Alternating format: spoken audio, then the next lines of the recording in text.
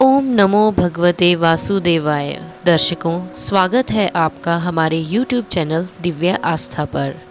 जैसा कि आप सभी जानते ही होंगे कि मल मास यानी कि पुरुषोत्तम मास चल रहा है, जिसे अधिक मास भी कहा जाता है। तो अब तक हमारे अधिक मास महात्म्य के 10 अध्याय हो चुके हैं। तो आज हम अपनी वीडियो में पुरुषोत्तम मास महात्म्य का 11वां अध्याय सुनेंगे। अगर आपने उन 10 अध्यायों को अभी तक नहीं सुना है, आप हमारे चैनल के थ्रू वो भी सुन सकते हैं, जिसका लिंक आपको डिस्क्रिप्शन बॉक्स में मिल जाएगा। इससे पहले वाले अध्याय यानी कि 10वें अध्याय में हमने श्रवण किया था कि कैसे दुर्वासा ऋषि का उल्लंघन करके ऋषि कन्या ने शिव की उपासना करने की ठानी थी।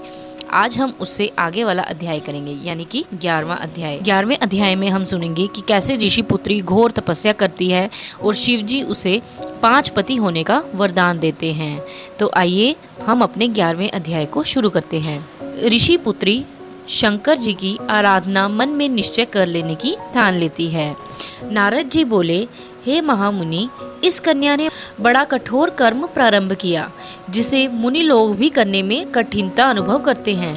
श्री नारायण बोले, उस कल्याणी ने बड़ी कठिनाई से होने वाला तप प्रारंभ किया तथा पंचमुखी शांत शिव का ध्यान करने लगी।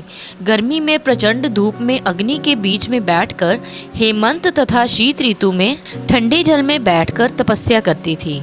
उसका मुख जल में कमल के समान तथा सिर के बाल लेकर शेवार मंजरी से घिरे हुए जल में शोभायमान लगते थे। वह बाला वर्षा ऋतु में खुले मैदान में वर्षा के जल को अपने शरीर पर लेती थी। भोजन के स्थान पर दोनों समय वह कोमलांगी केवल धुआं पीकर रह जाती थी। इस प्रकार के उग्र तप को सुनकर देवराज इंद्र चिंतित हुए। देवता जिसे कठिन समझते एवं ऋषिगण जिसकी प्रशंसा करते थे, ऐसे उसे तप क्रम में 9000 वर्ष बीत गए। तब पार्वती पति भगवान शिव उसकी तपस्या से प्रसन्न हुए और उसे वहां आकर दर्शन दिए। तब दर्शन कर वह बाला शीघ्र ही खड़ी हो गई।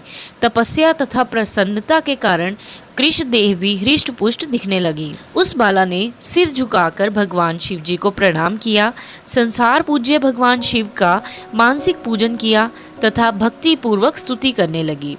बाला बोली, हे पार्वती नाथ, आपको नमस्कार है।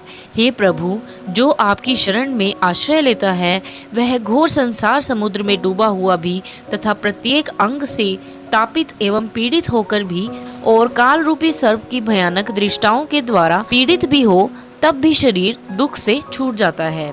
आपको नमस्कार है। इस प्रकार मन वाणी से उस तपस्विनी ने महादेव जी की प्रार्थना की।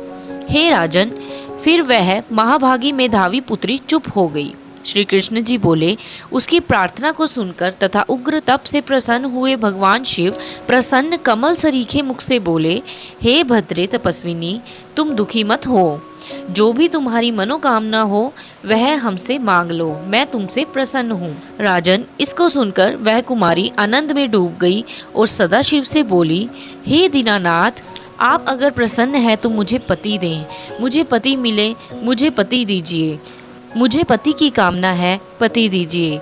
तब उस बाला से शिवजी बोले, हे मुनि कन्ये, तुमने मेरे सामने अपने मुख से 5 बार पति शब्द कहा है, इसलिए तेरे 5 पति होंगे और वे शूरवीर, धर्मों के ज्ञाता, साधु एवं सन्यासियों के समान रहने वाले, सत्य पराक्रमी, यज्ञकर्ता गुणों से प्रसिद्ध, प्राप्त इंद्रियों को वश में करने वाले राजा होंगे। श्री कृष्ण जी बोले, श्री शिवजी का यह अप्रिय वचन सुनकर वह बाला झुककर चतुरता से बोली, हे सदाशिव, गिरिजाकांत, संसार में इस प्रकार मेरा उपहास न कराइए, क्योंकि प्रत्येक स्त्री का एक ही पति होता है। 5 पतियों वाली एक स्त्री कहीं देखी न सुनी है। हे कृपा निधान, आपके सामने इस प्रकार कहना योग्य तो नहीं है, इससे क्षमा चाहती हूँ। हे प्रभु, मैं आपके शरण में हूँ। इसे सुनकर भगवान शंकर कहने लगे, हे भीरु, तुम डरो नहीं। आगे के जन्म में तपस्या के बल से तू माँ के गर्भ द्वारा उत्पन्न नहीं होगी। उसी जन्म में तुझे ये 5 पति भी प्राप्त होंगे। उन पतियों के साथ अनेक सुख भोग कर तू परम पद को प्राप्त होगी। पुरुषोत्तम मास भगवान का प्यारा महीना है, तूने उसका नियम पालन नहीं किया।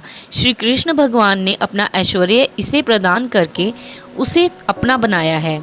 ब्रह्मादि देवता, नारद तथा मैं जिसकी आज्ञा पालन करते हैं, उनकी आज्ञा भला कौन टाल सकता है। हे मूढ़े, तूने संसार पूज्य इस मास का व्रत पालन नहीं किया। हे ब्राह्मण पुत्री, इसी कारण तेरे 5 पति होंगे।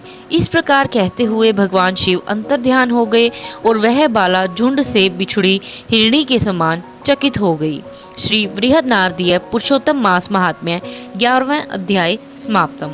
तो यह था पुरुषोत्तम मास महात्म्य का 11वां अध्याय। तो दर्शकों, कल हम सुनेंगे पुरुषोत्तम मास महात्म्य का 12वां अध्याय, जिसमें कि द्रौपदी की उत्पत्ति अग्निकुंड से किस प्रकार होती है और श्री कृष्ण का द्रौपदी से पुरुषोत्तम मास व्रत का उपदेश देने के बारे में हम सुनेंगे। तो दर्शकों, अगर आपको यह वीडियो पसंद आई हो तो प्लीज़ इस वीडियो को लाइक कीजिए और अपने फ्रेंड्स और रिलेटिव्स के साथ शेयर कीजिए और साथ ही चैनल को सब्सक्राइब ज़रूर कर लीजिएगा, ताकि जो भी कोई न्यू वीडियो अपलोड की जाए तो उसका नोटिफिकेशन आपके पास समय अनुसार पहुँच जाए।